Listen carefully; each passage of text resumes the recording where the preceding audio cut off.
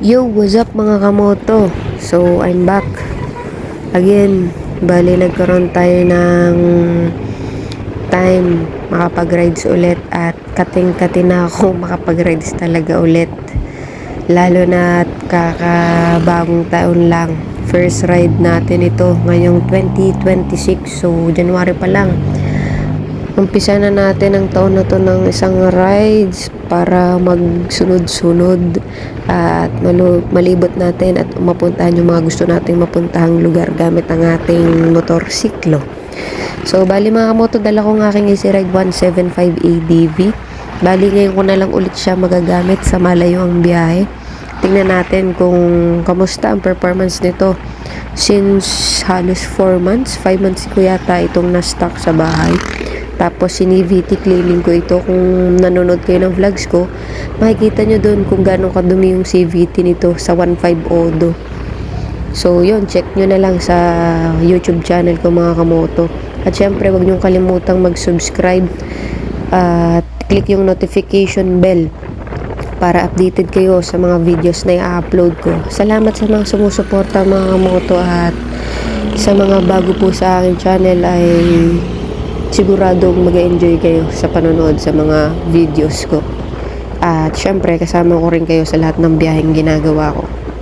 So yun mga kamoto, let's go. Dito yung daan natin sa Tagaytay pa rin. Paakyat pa rin tayo via Sungay Road, Ligaya Drive, Sungay Road. Dito pa rin tayo dadaan mga kamoto, dahil ito yung pinaka shortcut, pinaka malapit na daan para makarating agad tayo doon sa ating pupuntahan. At mga kamoto, nga pala, tayo ay papunta sa Kaibiyang Tunnel mga kamoto, sa Ternate, Cavite mga kamoto. Bali, first time kong magbabiyahe papunta sa lugar na yon. Actually mga kamoto, wala akong masyadong alam sa kalsada sa Cavite, kasi madalas ko lang puntahan Tagaytay, Dasmariñas. Halos hindi nga yung Dasmariñas parang Tagaytay, Silang lang, ganun lang yung napupuntahan ko talaga. So panibagong biyahe to para sa akin, at depende lang muna tayo ngayon kay Google Maps, kasi nakita ko maraming pwedeng daanan papuntang Kaibiyang Tunnel from Tanawan, Batangas. So sinet ko lang kay Google Maps yung dadaanan natin kalsada. Tingnan natin kung saan niya tayo dadaan, at pinag-aaralan ko kung same ba yung dadaanan natin sa pagpunta sa pabalik, or baka pwede tayong umikot. Kasi nung tinignan ko sa mapa, parang halos pwede tayong mag-loop Cavite to Batangas naman, Batangas to Cavite to Batangas mga kamoto. Titignan natin mamaya mga kamoto kung possible nga ba yun. Nakita ko lang naman sa mapa, or baka kasi mas mapalayo tayo pagka ganun yung ginawa natin. Pero magtatanong-tanong ako sa mga tao doon, sa mga madalas bumiyahe doon, kung ano ba yung mas madaling way pa uwi naman. So yung mga kamoto, bali, kung mapapansin nyo, si OBR natin yung nagvi-video dahil nakorap po yung card ng camera ko, ng GoPro ko. So ayoko namang sayangin yung pagkakataon na to na hindi ako makapag-vlog, hindi ako makapag-video. So sabi ni OBR, siya na lang daw magbibideo hanggat sa makakaya niya. So yun, salamat sa kanya dahil hindi tayo makakapag-vlog ng ganito kung wala siya. So let's go mga moto, dito na tayo sa Tagaytay. Bali, mag-turn right tayo dyan sa stoplight sa tapat ng downhill na Starbucks, kasi doon tayo pinapaliko ni Gmaps. Susundin lang muna natin ito. So yun mga moto, let's go. Samahan nyo ako sa aking biyahe, sa aming biyahe, at sana ay mag-enjoy kayo. Let's go!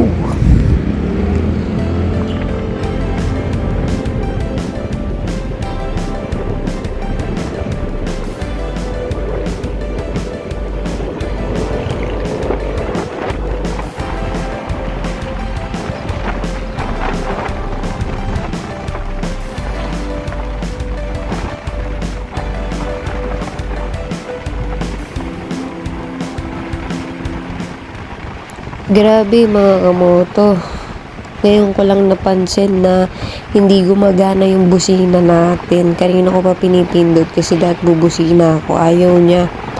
So, nangyari to sa akin one time na bumiyahe ako ng umuulan. Nung ginamit ko na yung busina, ayaw na. So, di naman maulan ngayon, pero ayaw pa rin niya. Pero tingin ko, gagana-gana naman to. Try ko mamaya. Pero papacheck ko rin to pagka may free time ako. Or kaya i-check ko na lang ng sarili ko kung anong naging problema. So, as of now, sa paggamit ng Acer 175 ADV na to, ilang months na ba to sa akin? 9 months mga kamoto, yung unang problem ko na na-encounter bukod dun sa mga nakaraang naging lumabas na issues ay ito ngayon, busina. So, tingin ko pinapasok ng tubig yung switch. Kung hindi sa switch, baka sa mismong busina sa loob, baka naglulus lang mga kamoto, baka lang higpitan. Pero let's see kung ano yun. Kapag sinipag ako, tatry ko i-DIY tignan, or kaya pag tinamad ako, ipapacheck ko na lang sa kasa or sa mekaniko. So, yun lang ng mga moto. Dito na tayo mga moto sa Amadeo, Cavite. Pinapasok tayo dito sa looban. Tingin ko dinadaan tayo ni Gmaps sa hindi matraffic kasi medyo alangan na din yung oras na kami ay bumiyahe. 2 PM mga kamoto. Almost 2 PM. Kasi nandito na tayo sa Amadeo ng almost 2. Baka mga 3 dating natin sa Kaibiyang Tunnel mga kamoto. So yung biyahe natin, oras ng biyahe natin from Tanawan to Kaibiyang Tunnel, Ternate, Cavite ay 2 hours mga kamoto. So excited na ako mga kamoto. Ang ganda ng paligid. Bukod sa ang ganda ng paligid, ang ganda ng panahon ngayon mga kamoto, ang lamig ng hangin. Parang mas lamang yung lilom ngayon kaysa sa araw. Ang pinagdadasal ko lang mga kamoto, wag sanang umulan kasi kung hindi aabutin kami ng ulan. Ito pa naman yung napakatagal ko nang gustong puntahan.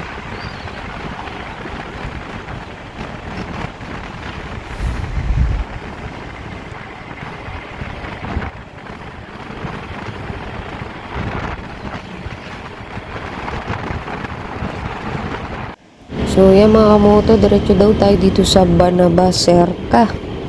Sabi ni Gmaps. Okay naman ang kalsada dito mga kamoto. May mga lubak man, pero light lang. Hindi naman to the point na sunod-sunod at yung talagang damang-dama yung mga lubak. Or dahil ang ganda rin talaga ng suspension itong si ating Easy Ride 175. Grabe, sobrang satisfied ako dito mga kamoto. Kaya sa mga patuloy na gustong bumili nitong motor na to, sulit talaga to sa presyo niya. Para sa akin ay talagang satisfied customer pa rin ako sa pagmamayari ko ng sa loob ng 9 months. Goods na goods mga kamoto. Sarap gamitin.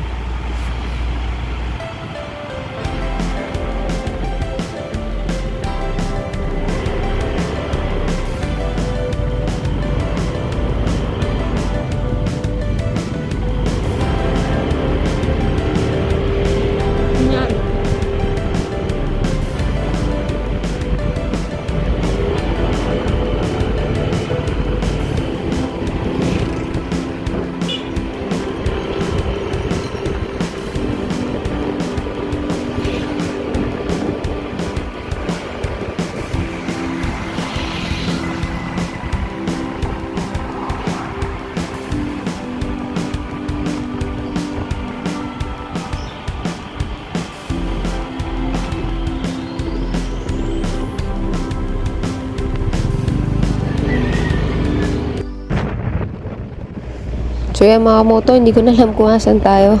Nakakatuwa lang si Kuya, nakakaliw yung nasa una natin. Si Kuya yung nasa una natin. Shoutout sa kanya.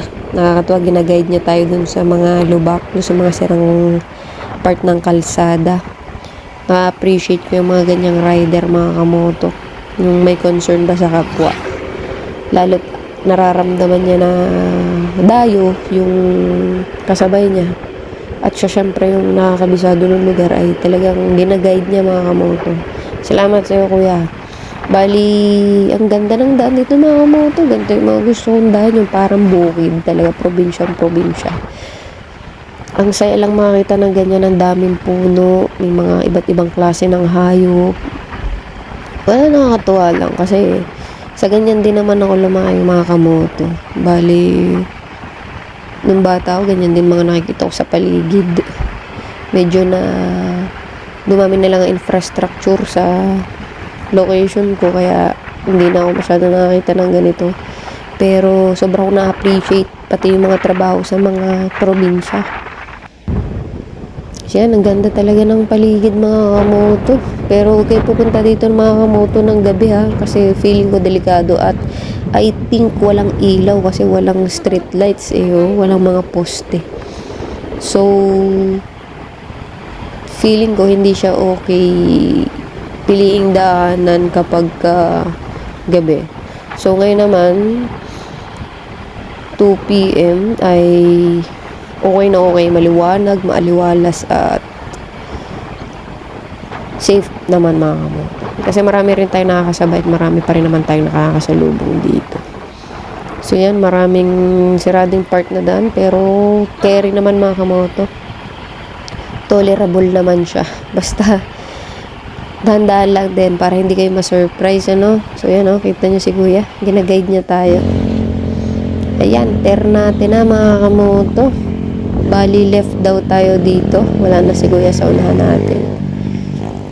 Ayun, bali nararamdaman ko na papalapit na tayo ng papalapit sa ating pupuntahan. By the way mga kamoto, ang based on my research ay ang Kaibiyang Tunnel daw ang pinakamahabang tunnel sa buong Pilipinas. Meron siyang 300 meters na haba. So yun mga kamoto, siya ay pinagdudugtong na yung Ternate, Cavite at yung Nasugbu, Batangas. So yun mga kamoto, ang mga ilan sa mga na-research ko about sa Kaibiyang Tunnel. So let's see if maraming riders mamaya, pero sana konti lang para ma-enjoy naman natin ang ating pagpunta kasi ayoko nung masyadong crowded mga kamoto. Kaya nga sa alangang araw ako pumupunta at nagra-rides kasi ayoko nung napunta ako sa lugar na gusto kong punta na crowded. Hindi kasi ako nag-enjoy mga kamoto. So yan mga kamoto, dito na tayo. Samahan nyo kung patuloy sa aming biyahe. At huwag nyo kalimutan pindutin yung subscribe button at yung notification bell para updated kayo sa mga videos ko. At syempre kung nagustuhan itong video ko, i-like nyo naman mga kamoto at mag-iwan kayo ng comment kung anong gusto nyo sabihin dyan mga kamoto. Kung may tanong kayo, magtanong kayo mga kamoto.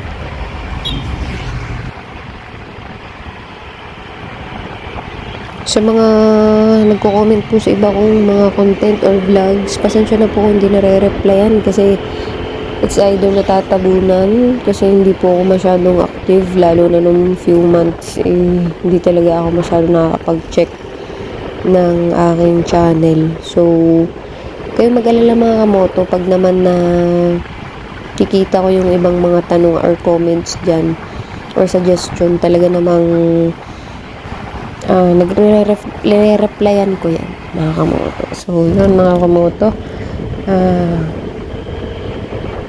dito na tayo para sa mga gustong pumunta dito. Solid at sulit yung biyahe kasi maganda naman yung lugar na pupuntahan natin. Tsaka ang ganda talaga ng biyahe dito mga kamoto. Ganda ng paligid, talagang sariwang hangin, puro green, ang ganda sa mata. Ito yung gustong gusto ko pag nagra-rides, talagang nakakatanggal ng stress, tsaka nakakasaya talaga na makita mo ang paligid.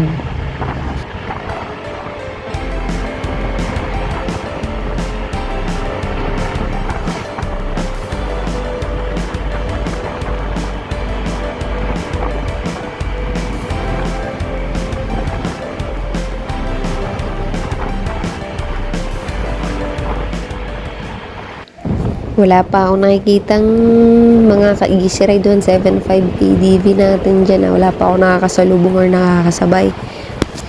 Parang isa to sa biyahe na wala akong nakasalubong na naka-easy ride 175 ADV mga kamoto. Kanina pa ako nagtitingin sa paligid. Baka meron dyan ka member, ka group na makakasalubong or makakasabay. By the way, sa mga naka-easy ride 175 ADV na gustong pumunta dito sa Kaibiyang Tunnel, kung kaya ba ng ADV natin, so watch this video mga kamoto, kasi basic, kayang-kaya at ang sarap gamitin mga kamoto. Sulit na sulit ito. Yung mga issues na lumalabas para sa mga kamoto, baliwala kasi pag gamit-gamit ko itong motor na ito, sulit talaga. Tsaka satisfied ako sa performance nito. Sa presyo pa lang nito mga kamoto talagang sulit na. Ikaw ba naman naka-adventure scooter ng ganda ng suspension, ang lakas ng makina, basta all in all goods ako dito mga kamoto sa ating Easy Ride 175 ADV. Bali, ang pangalan nga pala nitong aking Easy Ride 175 mga kamoto ay Vinzi. So, yun. Siya si Vinzi. Yan, dito na tayo mga kamoto. Nakakatuwa pala dito pagpapalapit na tayo sa Kaibiyang mga kamoto. Dami palang monkey dito. Ang cute. May mga kasabay tayo na binibigyan sila ng pagkain na saging. Hindi ko naman alam mga kamoto na marami palang monkey dito, marami palang unggoy. So nakapagdala sana tayo ng pakain man lang sa kanila, kasi pag nakita nyo sila mga kamoto, ang cute nila. Nangiintay talaga sila ng pakain, kaso wala akong mabigay. So yun, tingin-tingin na lang sa kanila. Hindi naman ako makatigil kasi di ko alam kung paano mag-handle or mag-entertain ng unggoy mga kamoto. So yun, para sa mga gustong pumunta, yun po, makakakita nyo maraming unggoy po pagka malapit na kayo. Medyo malapit na tayo mga kamoto. I think 5 minutes away na lang tayo sa tunnel. So hindi tayo nagmamadali sa biyahe. Ini-enjoy lang natin ang paligid at ang biyahe mga kamoto, kasi kaya nga tayo nag-rides para i-enjoy yung mga paligid, i-enjoy yung biyahe, at syempre kailangan palagi safe. Hindi pwedeng nag-rides tayo para ma-aksidente. So yun, keep safe mga kamoto palagi pag nagra-rides, lalo pag malayo. Make sure na kondisyon ng inyong mga motor at registered ang inyong mga motor. Hindi ko alam kung may checkpoint dito mga kamoto. Kung ma-checkpoint man tayo, kompleto naman tayo mga kamoto. So thank you ulit sa ating OBR na patuloy na kumuha ng video. Ganda ng paligid mga kamoto. Ayoko magmadali sa pagtakbo kasi ang sarap lang makita ng ganyang kapaligiran habang nagda-drive ka. So yan, dito pala yung mga nagbabanking, pero huwag kayong magbabanking mga kamoto, delikado.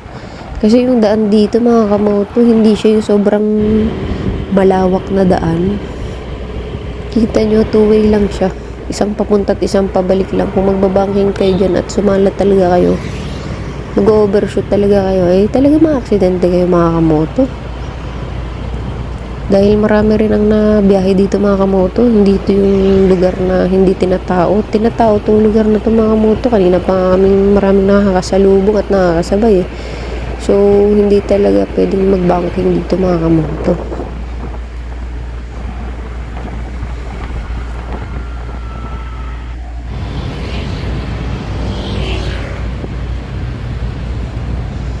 So yan, bawali pa, palapit na tayo ng papalapit mga kamoto. May mga part dito na ginagawa. Itong mga gilid yata mga kamoto, yung mga bumabagsak sigurong bato. Hindi ko alam mga kamoto kung anong tawag sa ganyan sa paggawa ng ganyan. Yung bali yung sinakuya sa harap natin, mabagal na sila kasi pababa na yung daan at saka sobrang kurba talaga mga kamoto yung daan dito. So, yan. Pababa na tayo mga kamoto.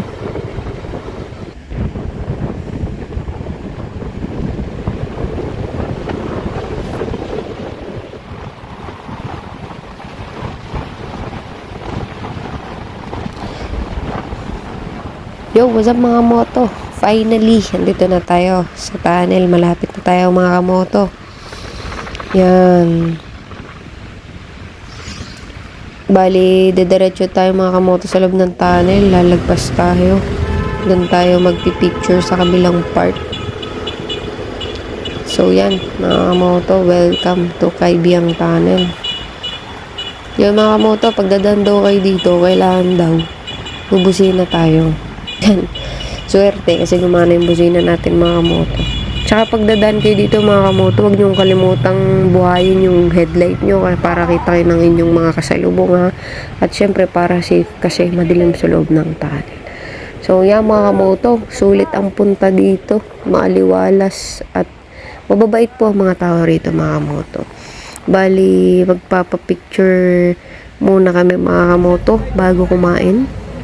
At bigyan ko kayo ng hapyaw na video ng paligid dito. So, yan mga kamoto.